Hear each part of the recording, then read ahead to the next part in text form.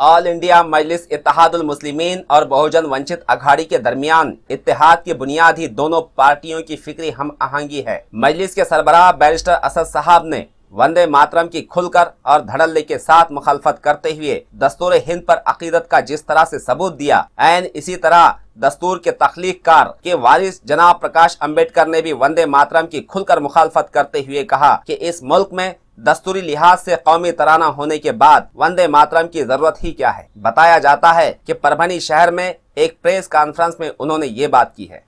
मालेगांव बम धमाके के मामले में साध्वी प्रज्ञा सिंह, लेफ्टिनेंट कर्नल प्रसाद पुरोहित और इनके दीगर हिंदुत्ववादी मुलजिमीन के खिलाफ जारी केस की समाअत में तेजी लाने का हुक्म सुप्रीम कोर्ट ने NIA कोर्ट को दिया है। मजीद ये भी कहा है कि इस मामले की रोजाना समाअत की कोशिश की जाए और आइंदा कोई भी समाअत को मनसूख न किया जाए।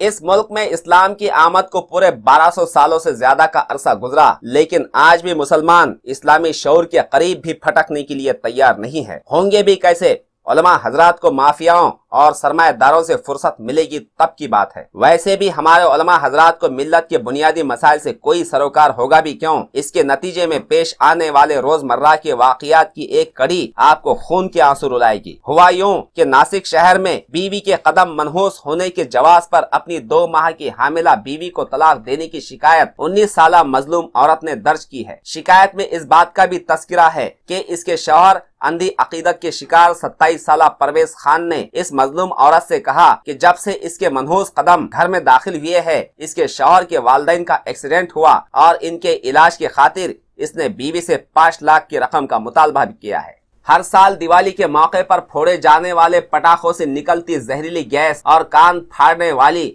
और हर अटैक लाने वाली आवाजें माहौलियात के लिए सबसे बड़ा खतरा बन गई है। इस पर सुप्रीम कोर्ट ने बड़ा सख्त रवैया इख्तियार किया था और आज पटाखों के उड़ाने पर पाबंदी या इजाजत पर सुप्रीम कोर्ट ने फैसला सुनाया। सुप्रीम कोर्ट ने पटाखों की मशरूत या कंडीशनल इजाजत देते हुए कहा कि पटाखे या इस तरह की आतिशबाजी रात के 8 बजने से लेकर 10 बजने के दौरान ही होगी। इसी तरह पटाखों की ऑनलाइन खरीदो फरोख्त पर भी पाबंदी आयद की गई है।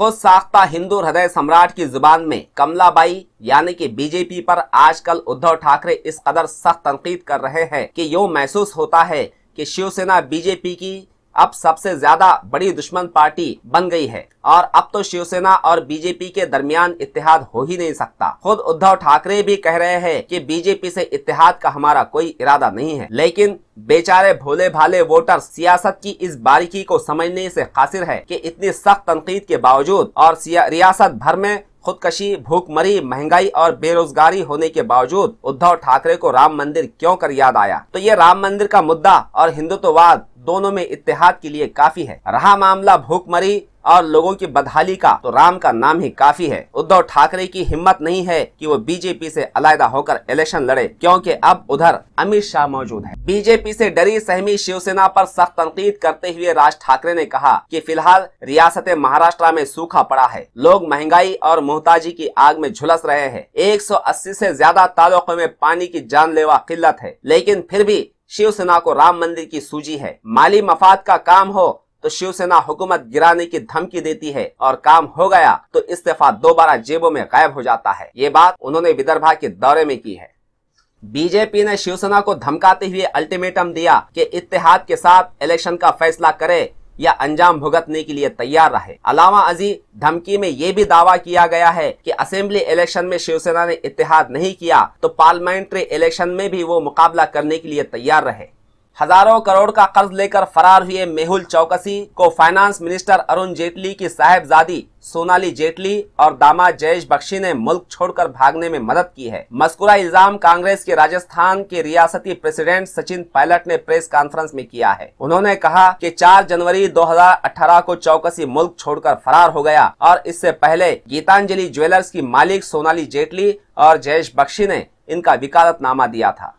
इस मुल्क में भूखमरी और गुर्बत के शिकार लोगों की तादाद बढ़ने की एक साफ वजह यह है कि मोदी हुकूमत में अमीरों की तादाद में काबिल दीद इजाफा होने का दावा central board of director taxes ने किया है। बताया जाता है कि पिछले 4 सालों में 1 करोड़ की दौलत जाहिर करने वालों में 60% इजाफा हुआ, जबकि टैक्स अदा करने वालों में 80% इजाफा हुआ है।